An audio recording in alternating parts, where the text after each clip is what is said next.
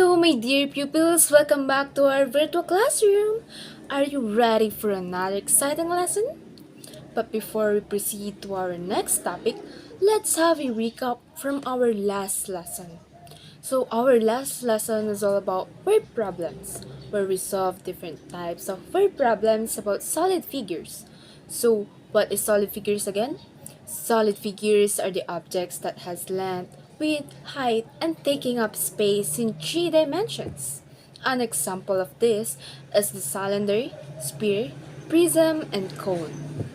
So, our next topic is connected to our last topic. But before we proceed to our next topic, let's energize ourselves first. Let's have a mini activity. So, this is the first one. It is a square. Is it 2D or 3D?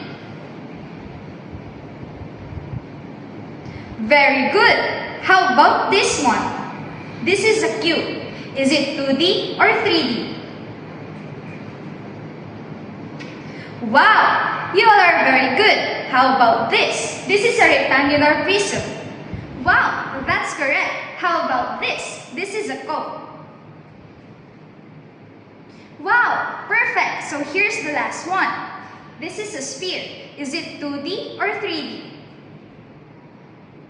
Very good. It is 3D. So, if you all are ready to learn and listen, let us start our lesson.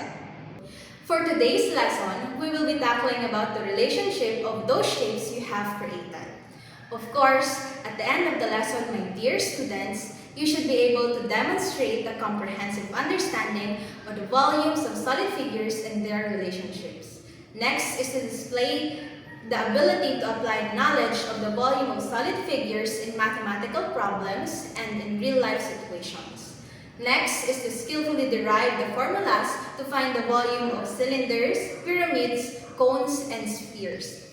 Fourth is to critically evaluate the lesson and reflect the relevance of volume in their personal experiences and future learnings. And lastly, engage in activities that promote the importance of math, specifically volume, in people's life, or the following lesson objectives. So, are you ready? Yes, nice to hear that. Now, let's start. Can you kindly read the slide in the screen? Thank you. The volume of solid figures is equals to the space inside it. Just like an ink can, it has volume.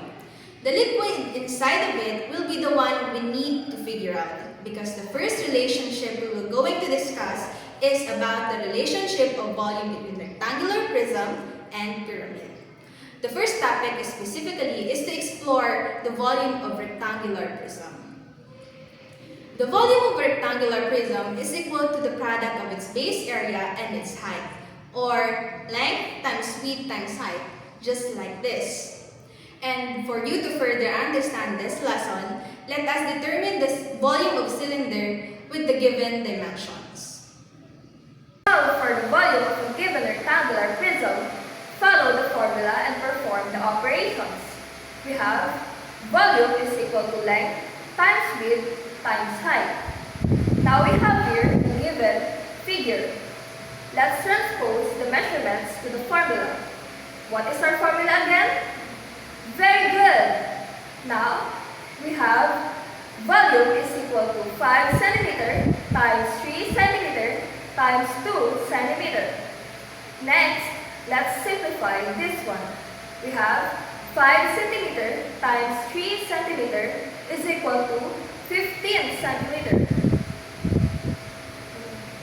Lastly, we have 15 cm times 2 cm is equal to, very good, it's 30 square centimeter.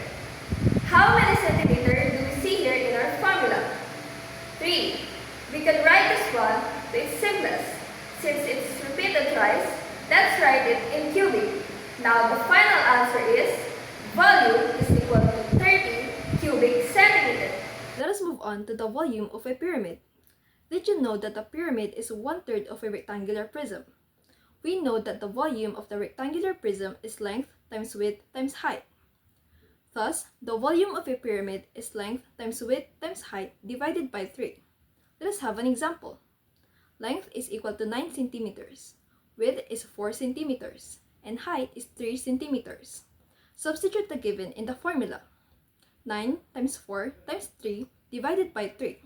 Let us simplify. 9 times 4 is equal to 36. 36 times 3 is 108. 108 divided by 3 is 36 cubic centimeters. So, the volume of the pyramid is 36 cubic centimeters. Let's do a fun experiment. Fill a can, the cylinder, with water. Now, we have a round ball like a ping pong ball, the sphere. When we push the ball into the water, what do you think happens? That's right, the water spills out because the ball takes up space. Now here's the cool part. The ball doesn't take up all the space in the glass. It only takes up about 2/3 of the space. This means the ball's volume is 2/3 of the cylinder's volume. Cylinders have circular bases, and finding the volume of a cylinder is like finding the volume of a prism. To find the volume, let's first consider the volume of the cylinder. The volume of the cylinder would be the areas of its base times its height. This gives us the formula of pi times r squared times height, like this. Are you familiar with this symbol? This one is pi. And what is the value of r pi? Yes, the value of r pi is 3.14. The value of pi remains as is wherever you go. Let's try to solve this problem. Again, we have the formula in computing the volume of a cylinder. Volume is equal to pi times r squared times height, which is 3.14 times 2 centimeters squared times 8 centimeters, which is equal to 100.48 cubic centimeters. Knock knock! Are you still there, everyone? Is everything okay? Because I can see on the screen that some of you don't understand the lesson that much. So, before we move on to our next activity, let's have some review of our lesson by playing Pass It or Take It. Are you guys ready? Are you guys still there? Or you guys are already sleeping? Here are the mechanics on how to play this game. So, I have your student list here, but I'll randomize it. And I or you will give the number between 1 to 20. For example, 10 students that are on the 10 list will choose if he or she will answer the question or pass it to his or her classmates. Here is the twist. If he or she chooses to answer it, he or she will say, "I'll take it." Now, if he or she got the correct answer, he or she will have a plus 5 points to our next activity later on. However, if he or she says, "I'll pass it," he or she will give a number and then we will call your other classmates.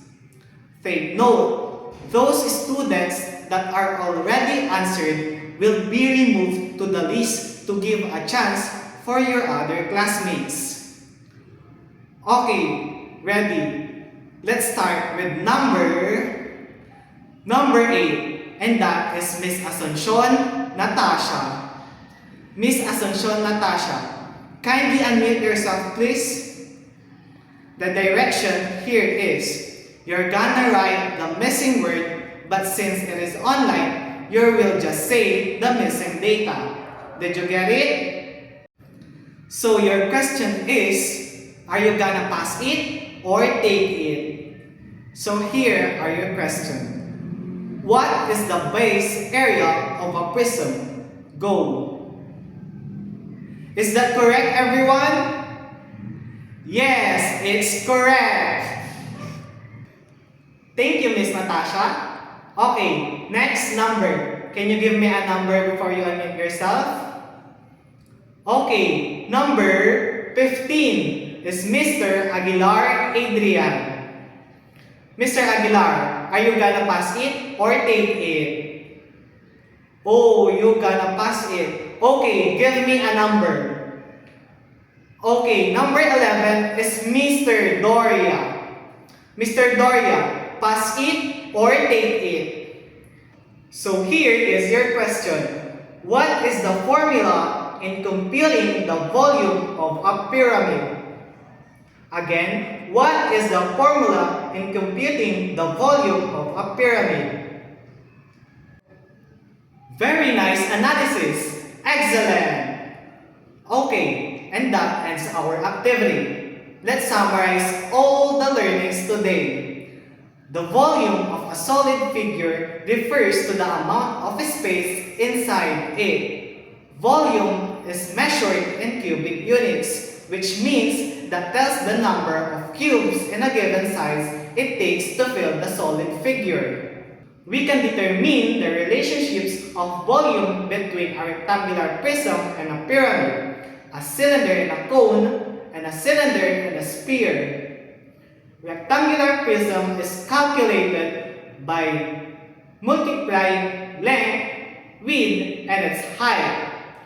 Pyramid is equal to length times width divided by 3. Cylinder is equal to pi times r squared times height. Sphere is equal to 4 times the quantity of pi times r cubed. Congratulations! It seems that you are 100% equipped. Do you want another activity? Now, bring out 1/2 crosswise because you will have a quiz. For item number 1, you are going to find the volume of both the rectangular prism and pyramid by using the given measurements. For item number 2, analyze how the volume of a cylinder compares to the cone. And for item number 3, compute the volume of a cylinder and a sphere. You may now start working on the problems. Has everyone finished answering? Alright, let's go over your answers. Great work, students! Everyone did well. As a reward, those who participated in our discussion earlier will receive 5 extra points, while the rest will get 4 additional points. You're welcome. Keep practicing. Before we end our discussion today, I will be giving you an assignment to practice more problems. After answering your homework, you may click the link in the description box to know the correct answers.